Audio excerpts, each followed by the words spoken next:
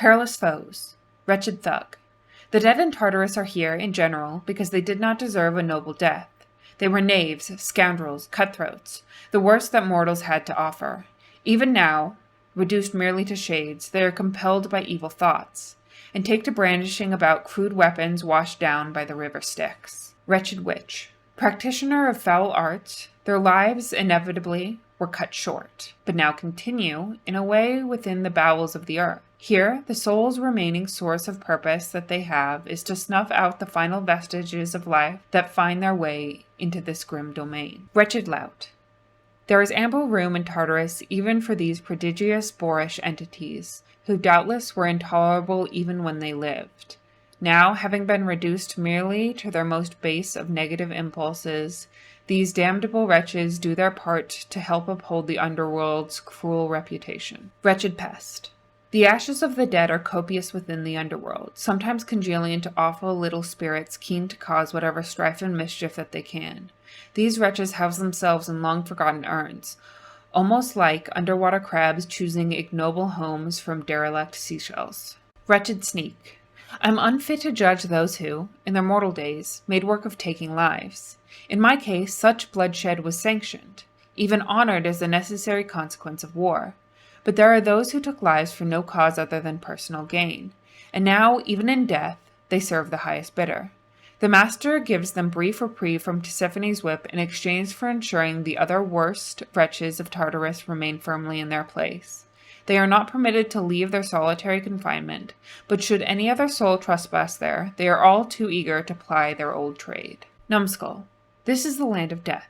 Anything that lives is likely to be rather bothersome here, and the numbskulls certainly fit this profile. Ferocious little creatures, the Lord Hades nonetheless opted not to exterminate them all, since they do have a tendency to prey on foolish shades who dare to leave their station. Skullamat. The hideous appearance of this mound of human-looking skulls effectively deters any who wander out into the reaches of the underworld. Within, an endless litany of numbskulls waits to clatter forth, mindlessly preying on what little life essence that they are like to find.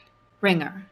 Among mortals, thievery is among the most despised of crimes, resulting on occasion in thieving hands being taken from their owners. As it turns out, they remain separated even here. Those thieving hands remain in the darkest depths of Tartarus, grasping forever for riches, the warmth of life, anything they cannot have. Brimstone. The pressure of the lowest reaches of the underworld forged these terrifying crystal entities, imbued with overflowing hatred from the essence of the damned, which gives them something much akin to life. Their hatred concentrates into a ray of pain that even the chthonic gods have learned to carefully avoid whenever possible. Doomstone. So desperate are some souls to escape the realm of the dead that they plunge into the mists of Cerberus even before their sentencing. Having thus been lost, they are never officially registered or heard from again. But there is no escape from death, even for such souls. They probably become part of the fabric of this place. How else to explain some of the phenomena in Tartarus? Crystalline formations reverberating as if in agony. A few are appalling in size, as though all those lost souls found each other in the end. Voidstone. The underworld was born of nothingness, of pure chaotic void. Vestiges of this remain within this place, crystallized into a form of something that could not rightly be called life. These entities appeared to be content to spread their entropy, encasing wretches of the damned in utter nothingness, a state in which they cannot come to further harm. Bloodless. The skeletal remains of fallen warriors left with nothing but an insatiable impulse towards violence. They wander the burning fields of Asphodel, hungering for something far beyond their capacity. Once mortals who fell in battle, they were not given proper burial and now remain forever trapped in the throes of combat, their seething consciousness encased within a prison of bleached bone. The bloodless seem to heed the orders of Lord Hades, and appear to recognize him as their one true master. Yet, at times, they do exhibit tendencies suggesting that they may have other callings here, within the underworld. Boneraker. For mortals, the need occasionally arises to draw blood, whether for a cause or by necessity, but there are also those who do it for its own sake. Monsters in the form of men, revealed finally for what they are once in this realm. By all rights, they should be sealed away in Tartarus, but their savagery is such that it draws the master's attention, and some are able to secure a bit of reprieve in Asphodel in exchange for enforcing the master's will. Inferno Bomber. As if forged bronze is insufficient in its keen ability to put an end to life, there have been those who studied the eldritch art of chemistry to fashion devastating, fiery devices known as bombs. They likely all fell victim to their own inventions, but even though they are now rightfully where they belong, their limitless desire for destruction yet keeps them intact. Slam Dancer. Marauding warriors that once lived in sin and lusted after murder, now reborn beneath the earth, eternally reliving the final violent moments of their days of war and strife. They now have nothing left except their impulse towards bloodshed, or the shedding of whatever can be torn asunder by their claws. Burnflinger. Perhaps the titan called Prometheus would have reconsidered before gifting onto mortal kind the great discovery of flame, had he foreknowledge of his punishment, or foreknowledge of the Burnflingers, who practiced their obscene art only for destruction's sake. As they once were mortals, it is likely that they died from careless acts of alchemy, and now, within the underworld, they have nothing left to lose, and time eternal to attempt perfection when it comes to caustic poisonous concoctions. Wavemaker. One-time scions of so many long-forgotten cults, which worshipped monsters slain by heroes at some point, these remnants of the living yet possess capacity to give a certain shape to diabolic energies. Within these waves of devastation lie their memories of their hate-filled transgressions, which they relive and recreate again and again, much like the ocean's wave lapping somewhere against brittle and uncaring shores. Dracon. All mortal life is a struggle to survive that ends in failure. One final lesson. Prior to a transfer here, where we have room enough for every living thing, from the greatest of man to the lowest of serpents, the dragons of Asphodel seem to be remnants of the latter category, though were rarely seen for their shame-filled tendency to remain burrowed in their dens, rising up only when sufficiently agitated, not so different from my kind, perhaps. Spreader. In life, they worshipped the chthonic gods, through profane practices beyond the knowledge or the capacity of lesser souls. In death, they are much closer to their goal, their talents and devotion affording them a higher station here than their deeds in life might otherwise have earned them. Gorgon. As the immortal ichor of the most infamous of Gorgons spilled from her severed head into the earth, it trickled down into the underworld, and spawned a brood of vengeful offspring.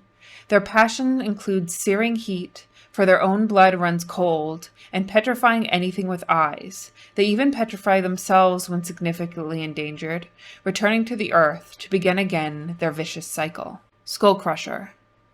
In the great and ancient war that raged between the Titans and Olympians, the brutish Cyclopses stood with the former side, and dearly paid for it.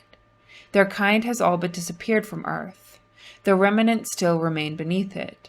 Stripped of their cunning, some of their kind have been reduced only to one-eyed skulls, stacked somewhere like so many living trophies in the realm of the dead.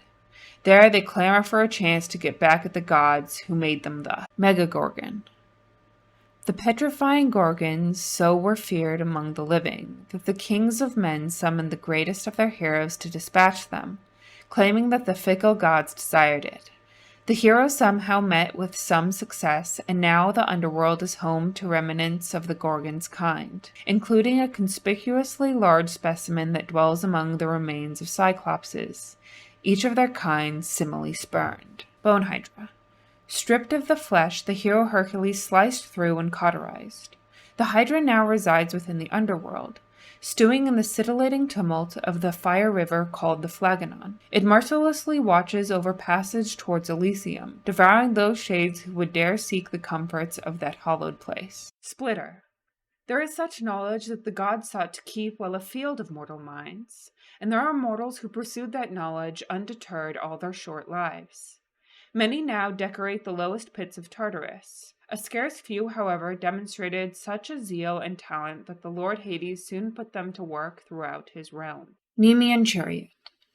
The wild land of Nemea is perhaps best known for the monstrous lion slain by the hero Hercules during one of his many labors, oft told still. The visage of this beast became a symbol of its prideful chariot riders, who trained so rigorously they believed they formed a bond with their own vessels of wood and bronze. It turns out that their beliefs were well-founded. The Nemean chariots yet race across the moss and stonework of Elysium, competing endlessly, training for new competitions of their own design, an eternity of preparation for imaginary war, the best kind, I should think, which shall not take from them again their lives or kin. Flame Wheel. The chariot is a famous symbol of the warfare and technology of my mortal days. However, its specific role in battle sometimes is exaggerated. Chariots ushered men like me to the front lines. They themselves were seldom the ones to go crashing through enemy ranks, though there were, indeed, exceptions. More than once I witnessed some particularly brave or bloodthirsty soul abandon his expected duties at the helm of his vessel and crashed explosively into enemy ranks like the stories tell. This led to death, of course, but dying valorously and spectacularly sometimes is sufficient to secure an all too decent spot within the afterlife. Bright Sword, the Exalted, such as the blade-wielding bright swords, are bound to their arms they carried when they fell in battle as mortals. When severed from those arms, they make a desperate grasp for them so they can fight some more. In life, I knew so many warriors who would throw away their lives for glory, believing that the gods were on their side, refusing to consider, for how could they, that their hated opponents felt the very same. Yet gods and mortals do look on this type of single-minded devotion with respect, and so these envied souls do wind up in Elysium, where they can fight on until they go blue in the face. Long Spear. I know what they can do only too well. Their endless training regime takes influence from the specific martial style I strove to perfect in life, the spear always having been my preferred weapon for its reach and versatility. These exalted souls, of course, are masters of arms, and would not have been placed within Elysium for simple military feats alone. Yet, if the choice avails them, they would brandish those spears of theirs and fight with the terrible wrath of a starved wolf. That is their idea of heaven. Strongbow. I always thought archers were simple cowards, no matter their skill, but I am not the one deciding who enters Elysium, as can be plainly seen by the abundance of such skillful arrow-flingers as these exalted strongbows as they are sometimes known. They revel still in seeing who among them can let loose their arrows with the greatest skill, preferring live target practice to the more conventional kind. Death can no longer stop them from improving in their mastery, however slowly that improvement comes at this late stage in their careers. Great Shield. The illusion of protection is sometimes indistinguishable from the real thing. After all, one's ability to survive and prevail in perilous matters is largely an act of will. Thus do exalted great shield bearers of Elysium cling, I think rather desperately, to their worldly comforts, even in death. During my mortal days, a shield meant nothing to me, a mere hindrance to be punctured just as easily as flesh. I understand, however, that exalted shields are made of stronger stuff, bound as they are to the souls of those who fell while holding them in battle. Soul Catcher. What is the soul? An ember from the depths of chaos, nothing more, I think. But it is all we are as mortals, and it is all we are reduced to once we inevitably fade away. Is it such a surprise, then, that we souls seek company in death, just as in life? Likewise, it should come as no surprise, I think, that some such souls yet harbor hatred in what used to be their hearts. Petty, spiteful souls flock together. They always have, and always will. Here in the depths, such souls sometimes flock in such great numbers that they congeal. This unassuming form, its components reminiscent of the butterfly which mortals praise for its delicate beauty, belies their intentions. Crawler. The barrier between the realm of the living and the realm of the dead cannot be easily transgressed, but there are creatures adequately small and vicious as to rise up to the challenge, as well as to the challenge of being slain in great droves by would-be heroes setting forth to prove themselves all in the name of experience. They crawl between the cracks and crevices of the facade that separates the master's underworld from the lands above, growing in numbers, oblivious to the hallowed grounds they foul. Gigantic Vermin. There is a certain perverse cruelty to life. This, I feel, is plainly evident in the vile forms of the loathsome vermin that grow thick with contempt in the recesses of the underworld's topmost echelon. Would that there were more succinct ways to describe plague-ridden horrors such as these. They multiply inexorably, in quantity and girth. Their virulent nature seems entirely at odds with their continued existence. Yet they too possess a vicious cunning instinct, and savage strength. far superior to that of your everyday, ordinary pest. King Vermin. Vermin, like men and dogs, are followers. Oftentimes it is the largest, most physically imposing of a pack that becomes leader. But size is not the only factor, and ultimately not a substitute for a ferocity of spirit.